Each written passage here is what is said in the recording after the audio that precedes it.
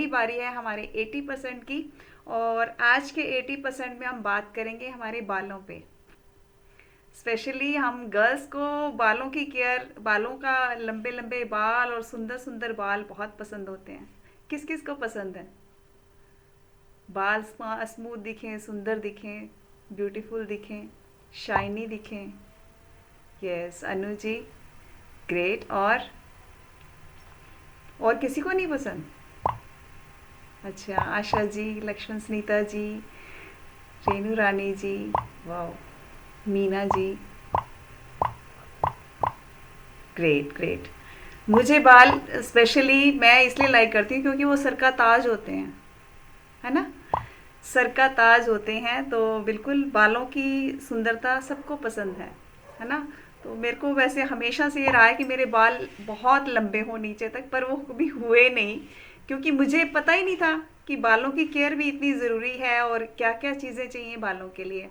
हाँ, अब मेरे बालों में क्या चेंज आया है कि मेरे बाल टूटते नहीं है। पहले तो यूं समझ लो कि यूं झड़ते थे बारिश की तरह। क्या आप में से भी किसी के बाल बहुत ज़्यादा झड़ते हैं? मेरी मेड, मेरे हस्बैंड, मतलब यही कहते थे, सब सब जगह तेरे बाल ही दिखते हैं। चलिए आशा रानी जी, बबली जी, चलिए तो आज का टॉपिक बहुत इंपॉर्टेंट है आपके लिए जिनको थोड़े भी बालों का चैलेंज रहता है, राइट। तो बालों की बहुत सारी दिक्कतें हैं, जैसे बालों का झड़ना मैंने अभी बताया, है ना। स्किन का खालीपन नजर आना, जिसको बाल्डनेस मतलब गंजापन भी कह देते हैं। किसी को बहुत कम होता है, थोड़ा थोड़ा दिखता है, किसी के बाल बहुत विरले दिखते हैं, मतलब हैवी नहीं होते बाल, बहुत कम जड़ें उसमें ज़्यादा दिख रही होती हैं, स्किन बहुत ज़्यादा दिख रही होती है, राइट। बाल बाल जो है बहुत ड्राई नज़र आते हैं, रूखे सूखे से नज़र आते हैं, शाइनी नहीं होती बालों में, है ना। ऐसे बहुत सारी चीज़ें हैं, ठीक है। बाल कर्ली होना और बाल स्ट्रेट होना, ये देखो ये तो नेचुरल है, भगवान ने जैसे सबको बनाकर भेजा है उसी तरीके से हैं। लेकिन बाल हेल्दी दिखने, चाहे वो कर्ली हो चाहे वो स्ट्रेट हो, और सुंदर दिखना एक अलग चीज़ है ना। तो बिल्कुल आज हमने इसी पे बात करनी है कि हमारे बाल स्मूथ कैसे रह सकते हैं, शाइनी कैसे बने रह सकते हैं, राइट। तो सबसे पहले इसके रीज़न जानते हैं कि क्यों होता है ऐसा। सबसे पहला जो रीज़न है वो है जेनेटिक, साथ साथ हम सॉल्यूशन पे भी बात करेंगे, राइट। तो जेनेटिक रीज़न भी होते हैं, आपके पेरेंट्स के बाल इस बाल आपके पेरेंट्स आगे से गंजापन है तो आपके भी हो सकता है वो ना। और बालों का झड़ना आपके पीछे से प्रॉब्लम्स आ रही हैं, तो किसी के पेरेंट्स के बाल शुरू से जल्दी वाइट हो रहे हैं तो हमारे भी वाइट बहुत जल्दी हो रहे हैं। तो इस तरह से जेनेटिक रीज़न भी हो सकते हैं जो पेरेंट्स से हमें मिलते हैं। उसका देखो ये नहीं है कि बिल्कुल उसका कुछ इलाज ही नहीं है, जैसे उनके हैं वैसे हमारे रहेंगे। हाँ, कहीं ना कहीं ये जो हम कहते हैं ना कि जेनेटिक रीज़न, वो कहाँ से आता है? वो कहीं ना कहीं हमारे न्यूट्रिशन से आता है, हमारे खाने से आता है। जो फैमिली की हैबिट्स होती हैं खाने की, जो हमारे पेरेंट्स की थी वही हमारी है, राइट। क्योंकि फैमिली में इतने सालों से वो सेम खाने पीने का तरीका, हमारे लाइफस्टाइल का तरीका चला रहा है जो हमें पेरेंट्स से मिला। तो कहीं ना कहीं काफ़ी हद तक इस कारण को टाला जा सकता है, चेंज किया जा सकता है, हमारे लाइफस्टाइल में चेंज करके, हमारे खाने में चेंज करके, राइट। दूसरा है हमारे हार्मोन्स। हार्मोन्स हमारे अगर डिस्टर्ब्ड हैं तो हमारे हेयर्स में भी चेंज आएगा। आप नोट करेंगे जब प्रेगनेंसी के दौरान या डिलीवरी के दौरान जो हम गर्ल्स के जो बाल हैं जो ज़्यादा वीक हो जाते हैं, झड़ना शुरू हो जाते हैं, क्या रीज़न होता है उस टाइम? हार्मोन्स का। और स्पेशली गर्ल्स में ये चेंजेस ज़्यादा देखने को आते हैं क्योंकि उनके हार्मोन्स बहुत बार डिस्टर्ब होते हैं, क्योंकि उनके अलग अलग यूँ समझ लो कि लाइफ के स्टेप्स होते हैं जिसकी वजह से हार्मोन्स चेंज होते हैं। हाँ, जेंट्स में भी होते हैं, ऐसा नहीं कि उनमें नहीं होते। तो हमें वो हार्मोन्स वाले रीज़न को दूर करना है। कैसे करना है?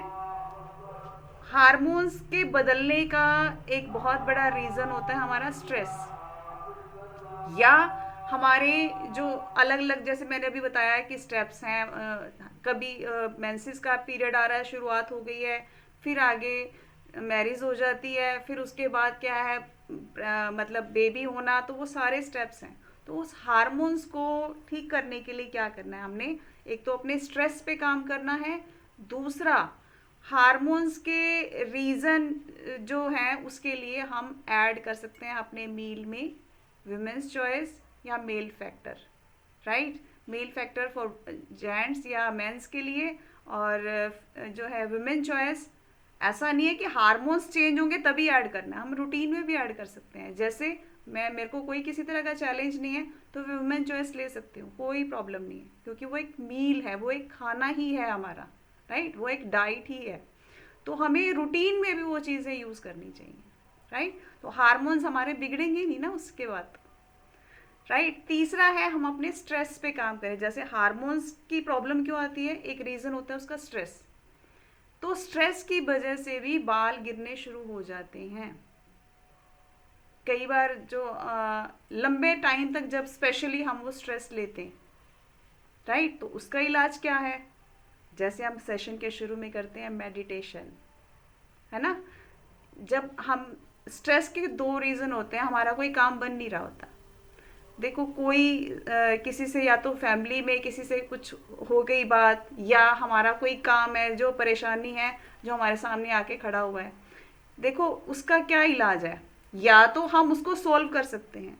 आपके किसी के साथ रिलेशन खराब हो रहे हैं, उससे बात करके हम उसको सॉल्व कर सकते हैं ठंडे दिमाग से, राइट। या हमारा कोई काम नहीं बन रहा तो उसके ऊपर एफर्ट डाल सकते हैं। हमारा कर्म क्या है, उस पर एफर्ट डालना, राइट, उस पर काम करना। अगर वो हमारी चीज़ हमारे बस में नहीं है, हो नहीं पा रहा, तो दूसरा उसका स्ट्रेस को रिमूव करने के लिए क्या कर सकते हैं, हम ईश्वर पे छोड़ सकते हैं। या तो हम कर लें या उसको ईश्वर पे छोड़ दें, वो एक टाइम के साथ होगा, राइट।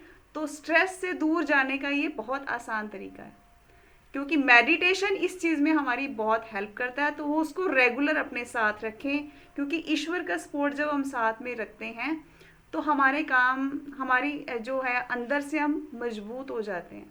तो स्ट्रेस हमारे कहीं ना कहीं पास में भी नहीं आता, राइट। तो इसको हमने ठीक करना है। उसके बाद नेक्स्ट रीज़न क्या है हमारा, जो है हम अपनी स्काल्प की केयर नहीं करते, हमारे बालों की जड़ों की केयर नहीं करते।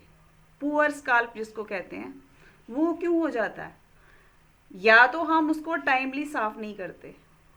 मतलब सर्दियां हैं, सर में पानी डालने का कई बार मन नहीं करता, हफ्ता हफ्ता निकल जाता है, तो अंदर वो गंदगी जमा रहती है बालों की जड़ों में, राइट। उसको क्लीन करना टाइमली ज़रूरी है। और कई लोग क्या करते हैं, उसको ज़्यादा ही क्लीन करते हैं, डेली उसके ऊपर शैम्पू यूज़ कर रहे हैं उसको साफ करने के लिए। तो क्या होगा, उसका नेचुरल ऑयल भी कहीं ना कहीं ख़त्म होने लगता है, डाउन होने लगता है। बालों का जो नेचुरलिटी ख़त्म होने शुरू हो जाती है, ड्राई होनी शुरू हो जाती है। दोनों चीज़ों पे काम करना है। और पुअर स्कल्प के लिए और क्या कर सकते हैं हम, रेगुलर नरिशमेंट देना भी ज़रूरी है, ऊपर से भी अंदर से भी, राइट। ऊपर से कैसे देंगे, मसाज, ऑयलिंग, जो आज के टाइम में हम लोग छोड़ते जा रहे हैं। बाल चिपकू चिपकू लगेंगे अगर हमने तेल लगाया तो, है ना। तो अगर आपको लग रहा है कि बाल हमें चिपकू लगेंगे, हमें ऑयल नहीं यूज़ करना, हमें अच्छा नहीं लगता, हम जॉब पे जाते हैं तो अजीब लगता है, तो उसका इलाज क्या है, कम से कम वीक में किसी की रिक्वायरमेंट होती है 2 टाइम्स हेयर वॉश की, किसी की होती है 3 टाइम्स की। वो आपने अपनी अकॉर्डिंग देखना है, अपने बालों के नेचर के अकॉर्डिंग, कि बाल कितनी जल्दी हमारे गंदे होते हैं, राइट। तो अगर आपकी 2 टाइम्स की रिक्वायरमेंट है, जिस दिन आपने वॉश करना है, कम से कम उससे एक दिन पहले इवनिंग में तो हम मसाज कर सकते हैं। उस मसाज से 2 बेनिफिट होंगे, एक तो बालों को ऊपर से नरिशमेंट मिलेगा, राइट। दूसरा, उस मसाज से कहीं ना कहीं मसल्स भी रिलैक्स होती हैं, सर के सर की, राइट। अच्छा लगता है कहीं ना कहीं।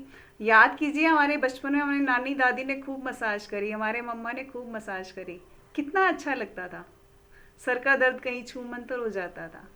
और आज हम पूरा ड्राइनेस के साथ कभी उसको खाना ऊपर से ना ऐसे आप लगाओगे ना, फील करोगे कितना अच्छा लग रहा है आज ऑयल लगाया तो, है ना। तो ज़रूरी है मसाज करना भी, राइट। तो स्काल्प की केयर करना ज़रूरी है। नेक्स्ट रीज़न क्या है हमारा, कि हम जो है उसको हेयर ट्रीटमेंट्स बहुत लेते हैं। रिसेंटली मैंने भी किया, बाल स्ट्रेट करवाए अपने पार्लर में जाके, हमारे यहाँ शादी थी घर में, तो ठीक है, मन करता है, अच्छे लगता है, कभी कभी चेंज भी करते हैं हम लोग, बालों को कलर भी करते हैं, लेकिन उसकी